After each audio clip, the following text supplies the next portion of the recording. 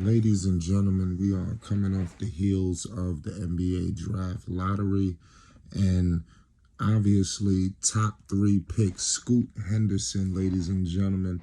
Everybody's raving about this guard. He's got a lot of talent. He's got a bright young future. And I'm here to break news to you that he is being mentored by Steph Curry, ladies and gentlemen. I think this is something spectacular because it don't get no better than Steph Curry. You understand? In terms of just a consummate professional, just a winner. All of the above. Steph Curry has completely improved his game as a player, and he's never had a problem on or off the floor. Scoot Henderson broke down what are some of the things involved in the mentorship and things of that nature. But this is good for Steph Curry to do something like this because it's good to see the younger players giving back. I think that's spectacular to see the younger players giving back because we rarely get a chance to see that, unfortunately. But it is what it is at the end of the day. He's got a lot of knowledge that he could give to Scoot Henderson. I would like to see this a lot more for other players, but it is one domino that I think is falling over people's heads. Make sure if you're rocking with Scoot Henderson and you ready for this draft, hit that subscribe button, ladies and gentlemen. It's Flight Sports. Listen, we all know the situation with Dell Curry. I don't know if anybody, when I seen that, you understand, when I seen that Steph Curry was going to be mentoring, Scoot Henderson, I automatically started to think of Dell Curry, and what's Dell Curry do? What's Dell Curry do for a living? Oh, he's down there in Charlotte. Start. Who's the second pick who has the second pick in the draft? The Charlotte Hornets. Who is projected to be the second pick? Scoot Henderson. You understand? So you got Dell Curry representing the Hornets, and on the announced team.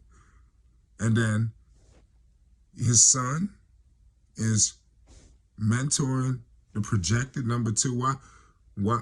I don't listen. It seemed like it's a shoe-in, and there's a lot of other things that we're gonna get into with various other players. I don't want to say too much here right now, but is a player in the draft who is starting to fall off a little bit off people's radars.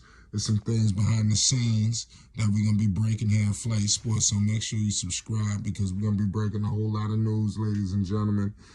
There's so much to discuss, man, because it's crazy. This is the best time of the year, because this is the best when the best young crop is coming in.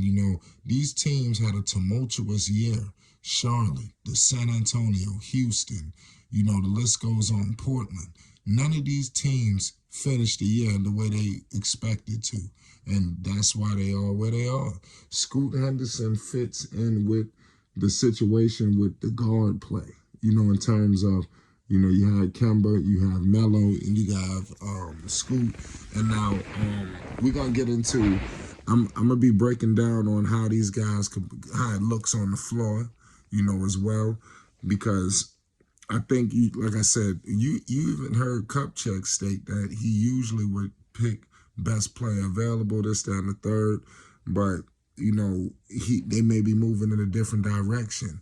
But for whatever reason, we shall see. It is what it is.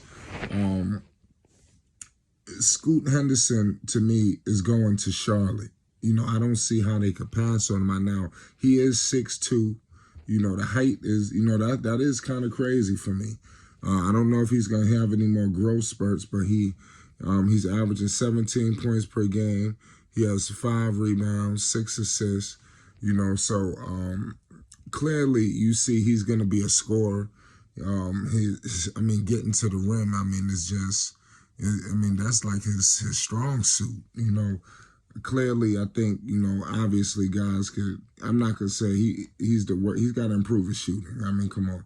Especially at the NBA level, it's not bad. But, that's always going to be something, when it comes to shooting. So But with LaMelo Ball, I think you playing with an elite playmaker. You understand? And these guys could figure it out.